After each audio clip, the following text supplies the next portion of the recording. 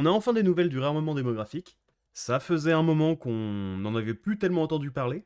Mais fort heureusement, Catherine Vautrin, notre ministre de la Santé, a transmis ces mesures coup de poing pour vraiment faire en sorte que là, les enfants, ça y aille, quoi. Pour apporter un nouveau baby-boom à la France. Le gouvernement s'attaque à l'une des priorités d'Emmanuel Macron l'an dernier, le réarmement démographique. Faire rebondir les naissances alors qu'elles sont au plus bas depuis la Seconde Guerre mondiale. Alors pour ça, la ministre de la Santé, Catherine Rassurez-vous, elle ne va pas proposer la Troisième Guerre mondiale. Je préfère prévenir parce qu'avec les génies qu'on a au gouvernement, on peut s'attendre à tout. Vautrin a lancé ses premières mesures hier, Solène Leroux.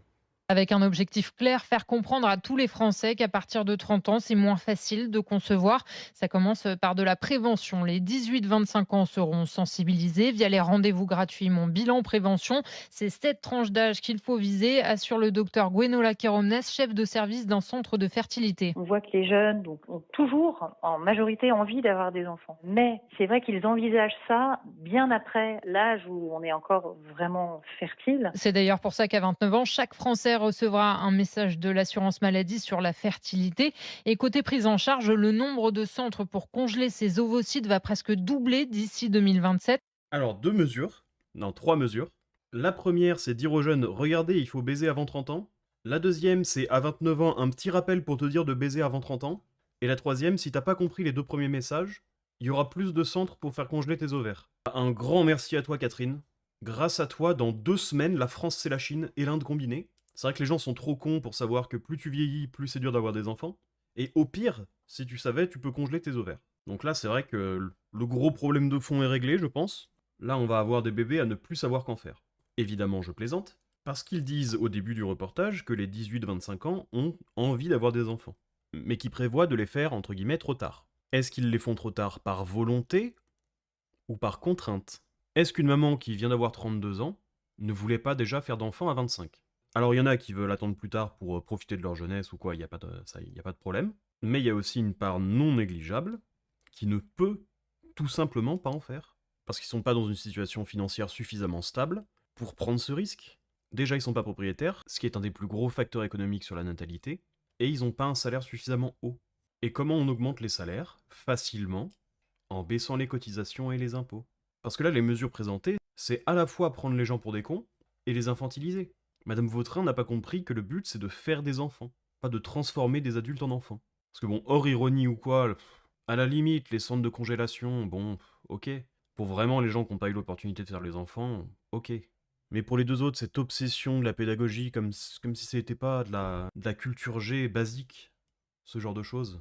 Et le petit SMS de l'assurance maladie à 29 ans pour te rappeler qu'il faut baiser, c'est d'un ridicule. Ah, attention, tes ovaires sont en train de pourrir. Vraiment ridicule. Presque doubler d'ici 2027. Une vraie attente, ces centres sont saturés, 13 mois de délai en moyenne.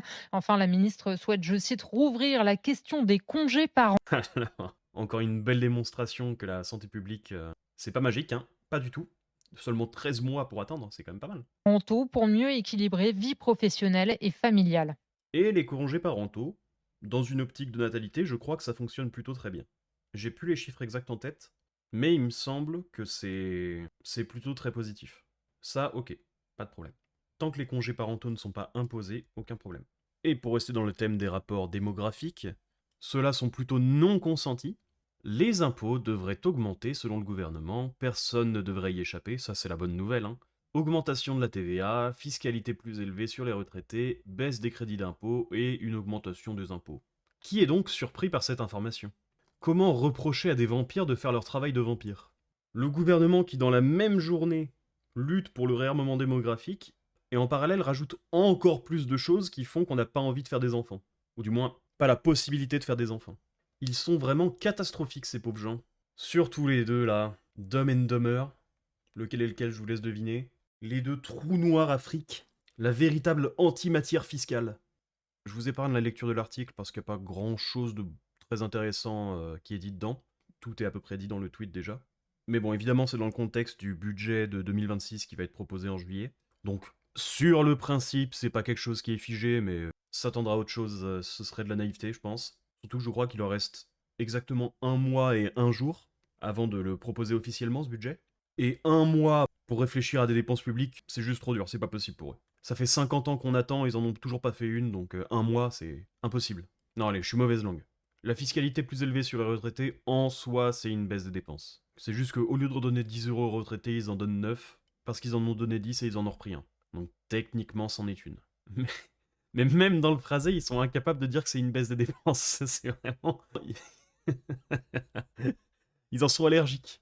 La fin de ce mandat présidentiel est interminable. On en vient à souhaiter la faillite, tellement c'est ridicule.